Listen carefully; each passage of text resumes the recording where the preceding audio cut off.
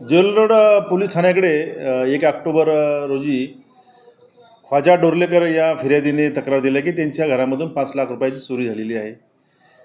अशा फिर्यादीवरून याचा तपास पुढे सुरू केला।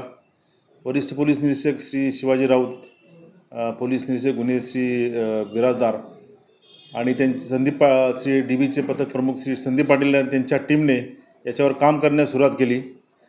आणि काम करत असताना मिळालेल्या बातमीवरून की 2 विधी संघर्ष बालक ही जे एक 16 वर्षाचा आहे आणि एक 13 वर्षाचा आहे, ही मुलं मोटरसायकल खरेदी करण्यासाठी फिरत आहेत।